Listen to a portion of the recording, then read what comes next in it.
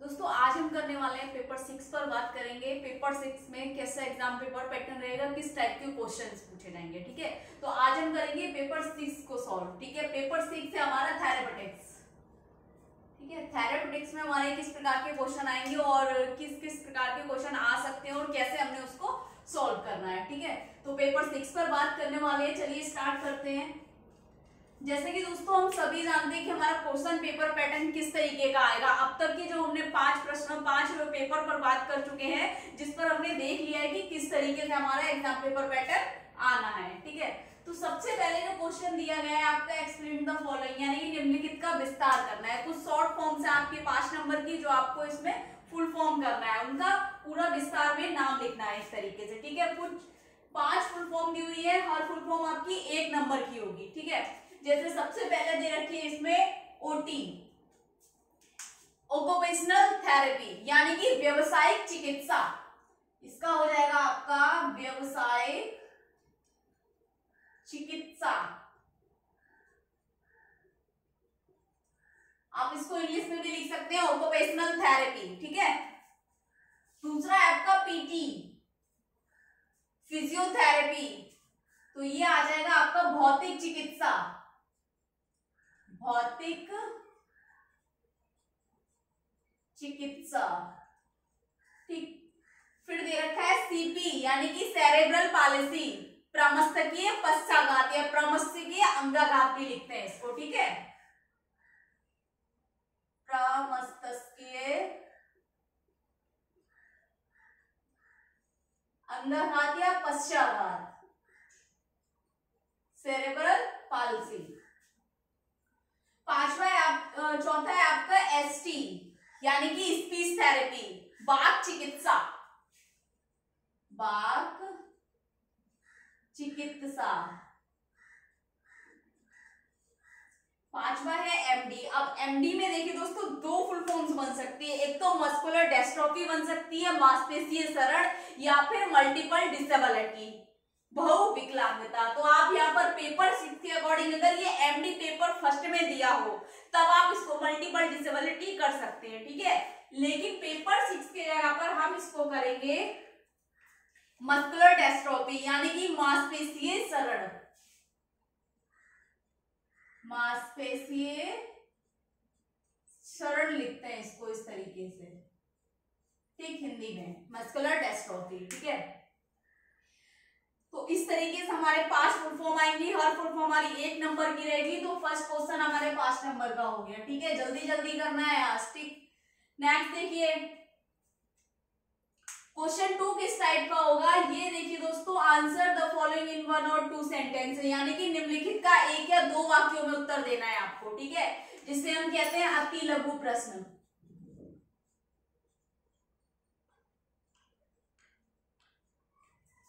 यानी कि 1 या 2 लाइनों में हमने इसको आंसर देना है, यानी कि हम 1 या 2 ये वाक्यों में भी बोल सकते हैं, लाइनों में भी बोल सकते हैं। ठीक है, सबसे पहला क्वेश्चन दे रखा है इन्होंने, संवेदी एकीकरण को परिभाषित कीजिए, यानी कि आपको जो सेंसरी इंटीग्रेशन है उसको डेफिनेशन डिफाइन करना है। यहाँ पर उसकी डेफिनेशन देनी है, 2 लाइनों में आपकी कवर हो रही है, वही डेफिनेशन देनी है आपने। ठीक है, दूसरा है गति के प्रकार, मूवमेंट्स, गति के कितने प्रकार, टाइप्स ऑफ मूवमेंट्स दोस्तों। तो गति के 2 प्रकार होते हैं।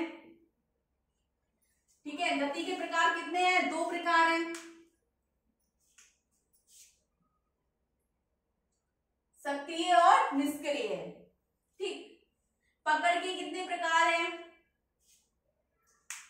सॉरी गति के 2 प्रकार हैं, एक तो है आपका ऐच्छिक गति, ऐच्छिक गति, और दूसरा है आपका अनैच्छिक गति, अनैच्छिक गति। अनैच्छिक गति किसमें पाई जाती है, सेरेब्रल पॉलिसी, अटेक्सिया में देखने को मिलती है। ठीक है ना, एथेरोइड की कंडीशन में हमें ये क्वेश्चन आ सकता है कि किस सीपी के प्रकार में अत्यधिक अनैच्छिक गतियां देखने को मिलती हैं। तो आपको पता होना चाहिए एथेरोइड सीपी में और अटेक्सिया वाले सीपी में हमें अनैच्छिक गतियां यानी कि इनवॉलेंटरी मूवमेंट्स देखने को मिलते हैं। ठीक है, तो दो प्रकार की होती है, वॉलेंट्री मूवमेंट्स और इनवॉलेंट्री मूवमेंट्स। ठीक है, ऐच्छिक गतियां वे हैं जो हमारे इच्छाओं के अनुसार गति करती है, अनैच्छिक गतियां जो हमारी इच्छाओं के अनुसार गति नहीं करती हैं, या जिन पर हमारा नियंत्रण नष्ट हो जाता है, वे गतियां अनैच्छिक गतियां कहलाती हैं। पकड़ के कितने प्रकार है? पकड़ के कई प्रकार है दोस्तों, इसको मेरी क्लास आपको अपलोड कर दिया गया है। यहाँ पर आपने केवल उसके नाम लिखने हैं, जैसे हुक पकड़, सिलेंड्रिकल पकड़, ठीक है ना, उनके केवल नाम लिखने हैं। ट्राइपॉड हो गया, पिंसर हो गया, ये सारे केवल आपको उसमें केवल उसको क्या करने हैं, केवल नाम लिखने होंगे, उसको लॉन्ग में नहीं करना है। ठीक, सीपी को कितने भागों में वर्गीकृत किया गया है? सेरेब्रल पॉलिसी को कितने भागों में? तो सेरेब्रल पॉलिसी को दोस्तों 3 भागों में किया गया है ना। प्रभावित अंगों के अनुसार लिख देते हैं यहाँ पर, प्रभावित अंगों के अनुसार, तीव्रता के अनुसार और चिकित्सीय लक्षणों के अनुसार। ठीक है, तो प्रभावित अंगों के अनुसार हमारा हेमोप्लीजिया, मोनोप्लीजिया, डायप्लीजिया, क्वाड्रिप्लीजिया ये सारे आ जाएंगे। तीव्रता में हमारे माइल्ड, मॉडरेट, सीवियर आ जाएगा, और चिकित्सीय लक्षणों में हमारा आ जाएगा अटैक्सिया, एथेटॉइड, ये सारी चीजें मिक्स्ड। ठीक है, शरीर स्थिति के प्रकार, तो सक्रिय और निष्क्रिय, ये है शरीर स्थिति। यहाँ पर कंफ्यूजन हो रहा था गति के प्रकार और शरीर स्थिति के। तो शरीर स्थिति के 2 प्रकार है, सक्रिय और निष्क्रिय, एक्टिव और इनएक्टिव, 2 प्रकार है इसके। ठीक है, तो ये दोस्तों हर क्वेश्चन आपका 2 नंबर का होगा, तो क्वेश्चन 2 जो है आपका 10 नंबर का है। तो 5 प्रश्न दिए हैं, 5 करने हैं, हर प्रश्न आपका 2 नंबर का रहेगा। ठीक है, टोटल मार्क्स आपके होंगे 45। ठीक, क्वेश्चन नंबर 3 देखिए, राइट शॉर्ट आंसर 1 यानी 4 क्वेश्चंस। निम्नलिखित में किन्हीं 4 पर लघु उत्तर देना है हमें इस पे। ठीक है, लेकिन यहाँ पर हमें 5 प्रश्न देखने को मिलेंगे, 5 में से हमने केवल 4 करने हैं। कितने करने हैं? 4 करने हैं, और प्रत्येक प्रश्न हमारा 5 नंबर का होगा। ठीक है, तो टोटल हमारा क्वेश्चन 3 हो गया, 20 नंबर का हो गया। ठीक है, 20 मार्क्स हो गए इसके। क्वेश्चन देखिए किस तरीके से है, व्यवसायिक चिकित्सा को परिभाषित करते हुए उद्देश्य और क्षेत्रों को लिखिए। अब इसमें ऑक्यूपेशनल थेरेपी के बारे में पूछा है, उसके एम्स पूछे हैं, स्कोप पूछे, और उसको डेफिनेशन करना है आपको। ठीक है, और इसका हमने 150 शब्दों में आंसर देना है, ध्यान रखना इस चीज को।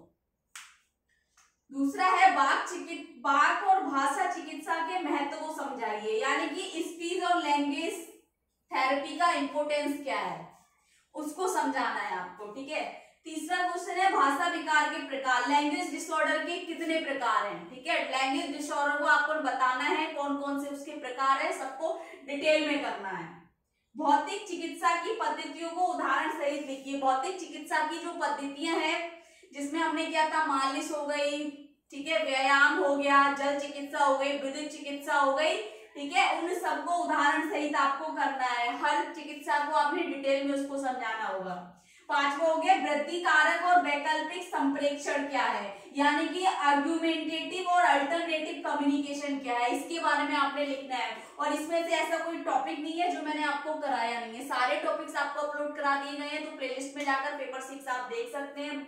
ठीक है, और ये हमारे केवल हमने इसमें 4 क्वेश्चन करने हैं, ध्यान रखना है। ठीक है, क्वेश्चन 4 देखिए, answer any one of the following in detail, यानी कि निम्नलिखित में से किसी एक पर विस्तार पूर्वक उत्तर देना है, जिसे हम विस्तृत प्रश्न या दीर्घ प्रश्न बोलते हैं। ठीक है, यहाँ पर हमें 3 क्वेश्चन मिलेंगे देखने को, हमने केवल एक करना है, किसी एक को डिफाइन करना है, किसी एक को हमने उसमें डिटेल करना है। जैसे सीपी दे रखा होगा तो सीपी सेरेब्रल पॉलिसी के बारे में करना है, एमडी मस्कुलर डिस्ट्रॉफी के बारे में करना है, या योगा थेरेपी के बारे में करना है। अब 3 में से एक करना है आपको, तो सबसे अच्छा आपका सीपी रहेगा, जो आपका बहुत अच्छे से लॉन्ग में हो जाएगा। सीपी के बारे में थोड़ा इंट्रो देंगे, उसकी परिभाषा देंगे, उसके प्रकार बताएंगे, ठीक है, वर्गीकरण के अनुसार उसके प्रकार बताएंगे, उसके बाद उसकी विशेषताएं बताएंगे आप, और उसका प्रबंधन बताएंगे। 250 शब्दों में बहुत अच्छे से आप डिफाइन कर पाएंगे इसको। ठीक है, और मस्कुलर डिस्ट्रॉफी भी आप कर सकते हैं अगर चाहें तो। तीनों ही टॉपिक्स आपके क्लियर करा रखे हैं मैंने टॉपिक्स में। बाकी अगर आपको कुछ लग रहा है, कुछ डाउट लग रहा है, कुछ पूछना है, तो कमेंट बॉक्स में आप पूछ सकते हैं। आज का हमारा क्लास करने के बाद दोस्तों देखिए, हमारे जो चल रहा था how to solve question paper pattern, वो हमारे पेपर फर्स्ट से लेकर पेपर 6 तक हमारे कंप्लीट हो गए हैं, ठीक है। नेक्स्ट हम स्टार्ट करने वाले हैं most important question paper wise करेंगे। पेपर फर्स्ट के लिए कौन कौन से मोस्ट इंपोर्टेंट क्वेश्चन रहेंगे इस पर बात करने वाले हैं, ठीक। तो how to solve question paper pattern आज हमारा कंप्लीट हो गया है, पेपर फर्स्ट से पेपर 6 तक का पूरा। और बाकी मैसेज आ रहा था कि कितना मतलब चांसेस है इस पैटर्न से आने का। भाई ये पैटर्न ऐसा आप समझ लीजिए, आप लास्ट ईयर के बच्चों के कमेंट्स देखिए, जो स्टूडेंट्स थे जिन्होंने यहाँ से पास आउट किया है क्लास, वहां से देखिए उनके कमेंट्स देखिए और उनके आप परसेंटेज देखेंगे 96% तक रहा है उनका रिजल्ट।